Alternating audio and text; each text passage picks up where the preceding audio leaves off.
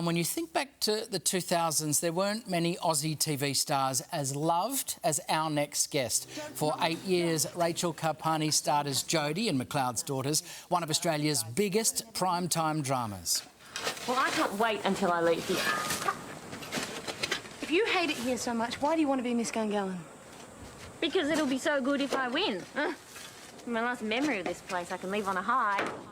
15 years later, working in Australia and the US, the small screen fave is about to join another iconic series. You might have heard of it, Home and Away. So before her very first episode tonight, let's find out what we're in store for. Rachael Carpani joins us live. Hello, Rachael. Hi. Good morning. You're headed to the Bay. I am, yes. It took me a while to get here, but I'm very excited. Well, you're on the back of a horse, probably, so it took you a while This to is true. It was a little slower than anticipated, yes. yes. Tell us about Claudia. That's the character you're going to play, because word on the street... What's the word on the street? The word on the street, you were about to cause some trouble between Leah and Justin. Yes. Who Ada Nicodemu's character and James Stewart's Some character. feather ruffling. Yes, a lot of feather ruffling. There are already a lot of fan theories out there as to what I actually get up to, and some of them are very funny. It was theorised that I was a mum to practically half the cast before it was announced. But no, I arrive as a complete stranger, and I do kick up some dirt in the Morgan household. I make some waves, but I'm not evil. She's just a flawed human being. Some apologising in advance. In What advance, could go I think on, that's kind Carls? of given it Has away. Leah got something to worry about? She should be mildly concerned, but Mildly concerned or moderately concerned? moderate, Okay. mild to moderate. Okay. But there's a long lead up to explain why, and it starts out innocently enough. I mean, as you can see, her arm is in a cast, so someone didn't fix her car properly, so that's how she enters the Bay. Okay, well, you have to watch tonight to find out. So the sad news, Rachael, is that you're not going to be there for long this time, but could you ever see yourself joining Home and Away on a more permanent basis? I knew you were going to ask that question.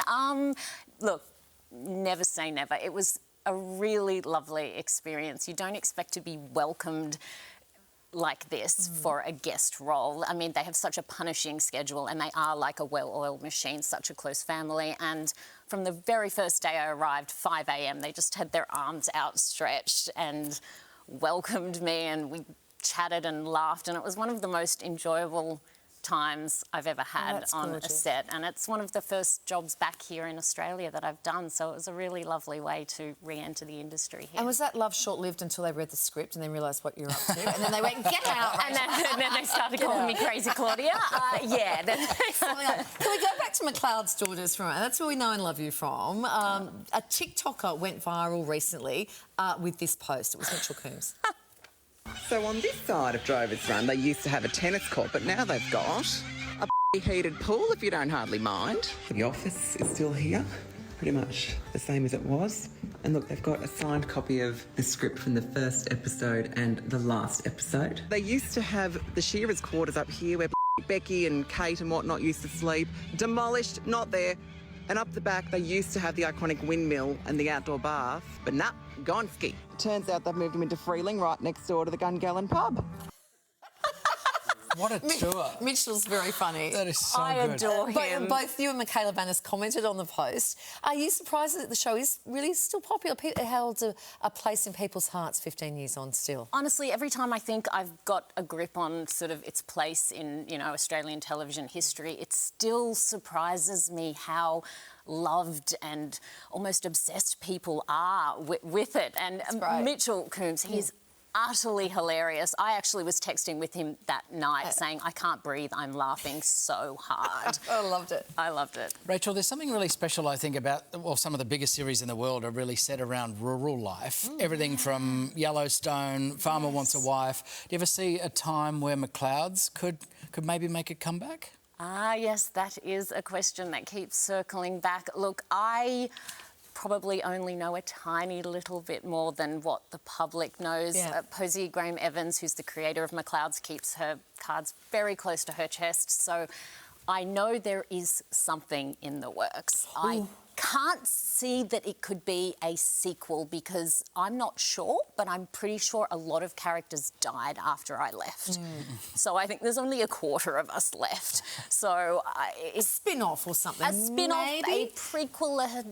It has its roots in the McLeod's family, but I don't know. Well, there's none of you left because you've all gone to Summer Bay. Aaron Jeffrey had a short stint there too. Do you guys keep in touch? You know what? We keep in touch with some people more than others. I probably have texted with Aaron a few times in the last couple of years. Yeah. We all live so far away from each other. But I didn't know Aaron was on Home and Away, had just left when I arrived, and so it was almost like, here comes another one, in your trot, come on. Love it. And Bridie had been on it as well, so it seems like we're all doing that full circle from the farm to the beach. Rachel, just shifting gears for a moment, you were in New Idea this week talking about something really personal to you and really important too. Can you tell us about that?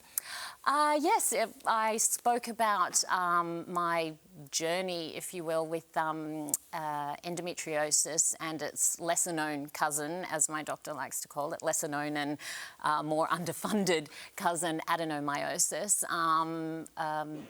Quite a few women suffer from it. The average amount of time for diagnosis is 7 years. Wow. And it took me about 13 years, and mostly because I was too busy working and also patted on the head numerous times by a number of doctors and told, you just need to, you know, get a bit stronger. Every woman goes through this. This is normal. And it was that little voice telling me, no, I don't think this is normal. I don't think I should have to live in this much pain. And mind you, I was jumping on and off horses and working crazy long hours and doing stunts and working with really tough real cowboys. So it really wasn't a space to sort of jump off and say, stomach hurts. So I just really want to, I think the more you talk about something, the less fear it holds.